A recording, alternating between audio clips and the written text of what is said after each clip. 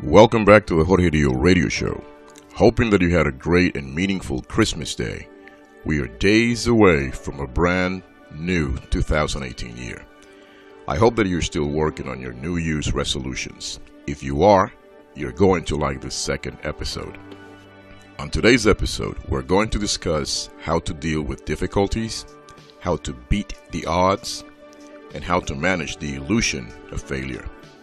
Why did I pick these topics? I picked these topics because discussing them will help us get into a mental and emotional mindset necessary to recognize opportunities for a better life during this new 2018 year. It also gives us valuable understanding or insight about ourselves, leading to self-reflection. And lastly, discussing these topics will give us an educated idea as to how far or how close we are in relationship to our goals or new resolutions. I desire that you start 2018 well and then finish it better, however success looks to you. Success comes in many ways, shapes, and forms. The thing to remember about success is that when it appears and it knocks on your door, you better be ready to welcome it. Like I said, it is my desire that a year from now, you end 2018 better than you started it. So if you finish 2018 better than you started it, then these radio episodes were all worth listening to. If that's the case, then that is a true measure of success. Before we begin discussing our 3 topics of discussion, let me first clarify a few things.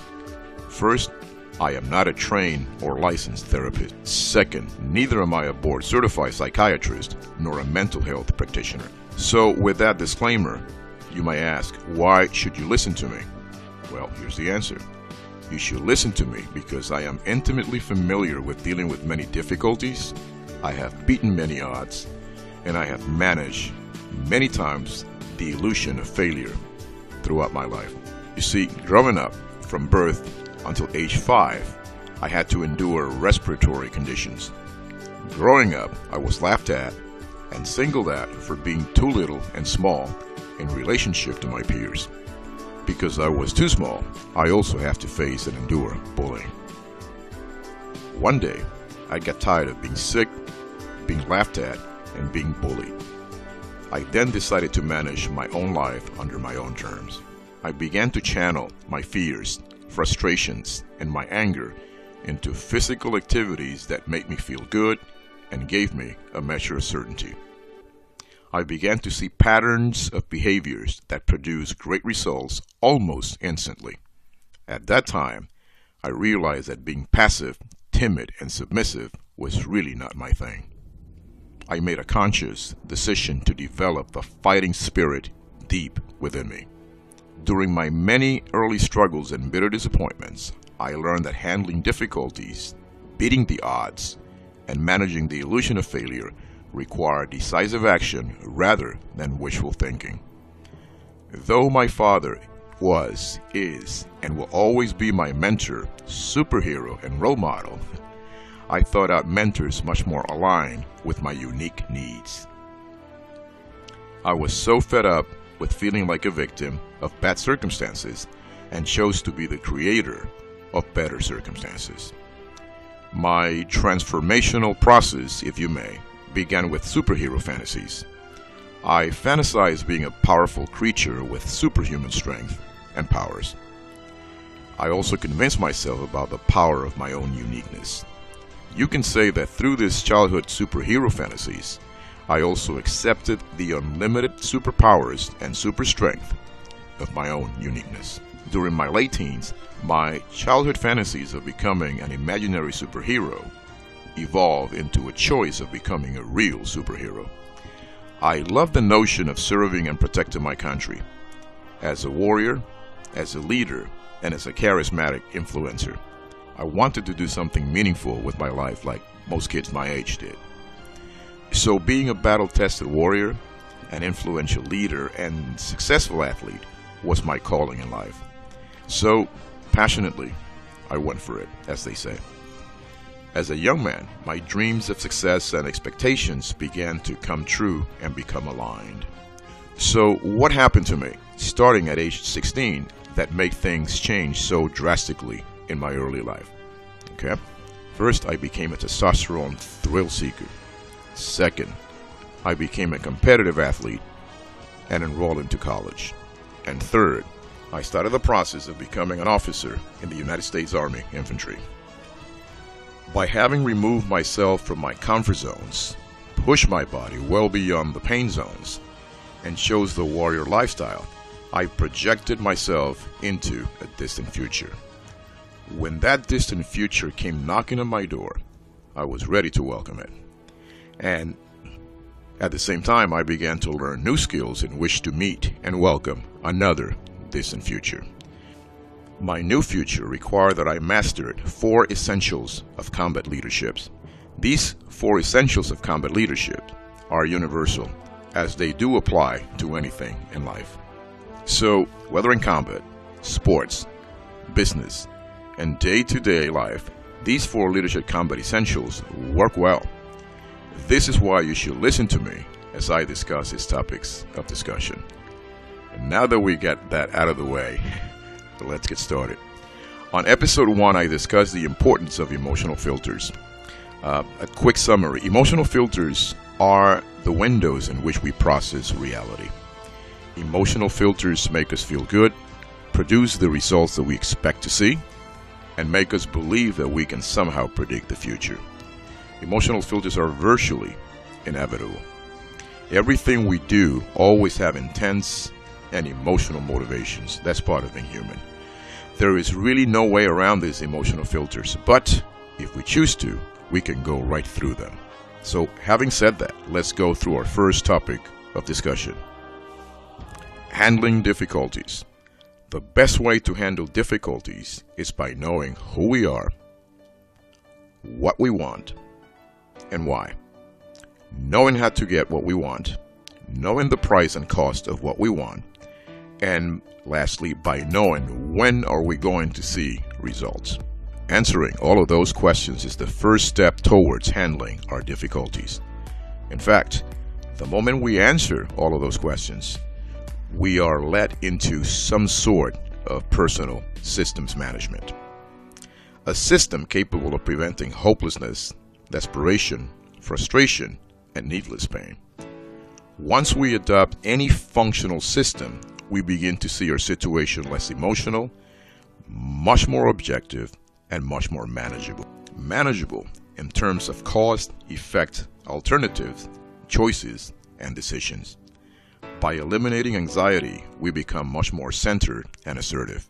The Bhagavad Gita, the Gita, is a timeless Hindu scripture. The book captures the struggles of man against self, man against nature, and man against man. We all have to face, embrace, and overcome these 3 spiritual, personal, and interpersonal struggles. The Gita opens dramatically with Prince Arjuna refusing to fight and leading his army to war.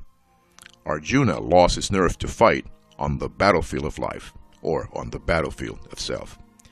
Feeling hopeless, Arjuna turns into his spiritual guide Krishna, seeking answers. Krishna instructs Arjuna to embrace his struggles, responsibilities, and opportunities, and conquer them decisively. In the end, Arjuna overcomes his fears and struggles and reaches success in battle against himself, against his own nature, and against his relationship with other people. The world is full of individuals who manage difficulties throughout history. Our 26th President Theodore Roosevelt was not afraid of failing. It matters not whether you fail or not. The end result of managing difficulties is to manage oneself. When we manage ourselves, we will discover who we really are. Therefore, knowledge or self-knowledge is the first step towards self-mastery and self-management.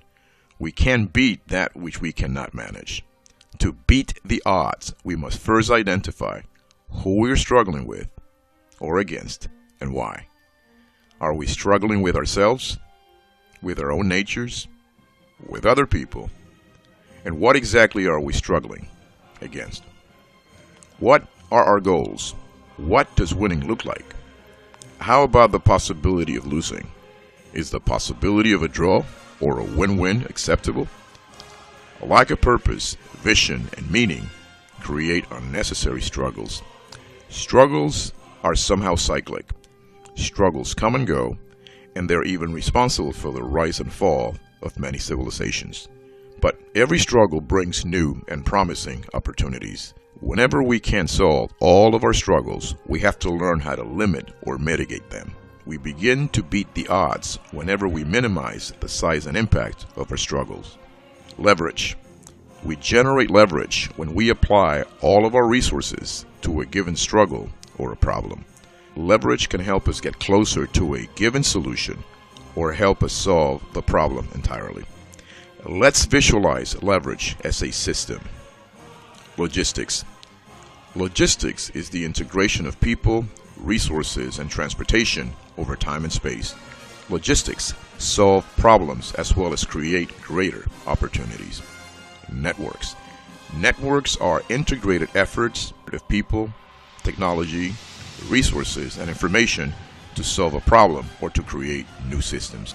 Systems are the integration of combined ideas, concepts, plans, resources, movement, time, contingencies, and people, of course, in which to solve problems and create new opportunity. Systems management is the most credible and reliable filter in which to process and interpret what we call reality. Systems management is a filter that tends to counter the negative impact of the emotional filters that we discussed on the last episode. As you can see, leverage within itself is a system in which to beat the odds. When we apply leverage as a system, our struggles, problems, and even our futures become much more certain and manageable. That brings us to the last topic of discussion: managing the illusion of fear. Failure, when you look at it, is really not real. It is an illusion. Failure is a series of results that take us closer to success as long as we don't stop or quit. For when we quit and stop trying, we have decided to fail completely. When we disrupt and stop the illusion of failure, we begin to feel the magnetic pull of success. And what is success? I will define success as a progressive and constant system in which to leverage and produce a result we seek. Success could also be described as a deliberate, predictable, and repeatable system of desired results. The key to success is non-stop repetition and adjustment until we reach those desired results. You can't succeed when we stop trying. The only people who completely fail are those who give up. The illusion of failure becomes real and permanent once we stop trying.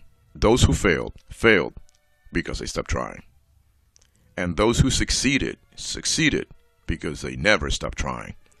Therefore, success and failure are personal choices. Success and failure are the end result of our habits, self-management, ambition, knowledge, peer pressure, and other factors. So, what exactly motivates us to succeed or fail? I say that the need to be liked, accepted, and respected is our key motivator. I am only trying to oversimplify the differences between success and failure zones. Above the zone is where we succeed, and below the zone is when we fail. Our chemical brains create irresistible mood swings and different states of mind. Neurotransmitters and hormones affect our perceptions and behaviors. Let's discuss some of these neurotransmitters and hormones. Dopamine.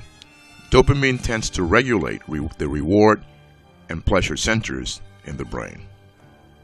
Serotonin is a contributor or promoter of feelings of well-being and happiness.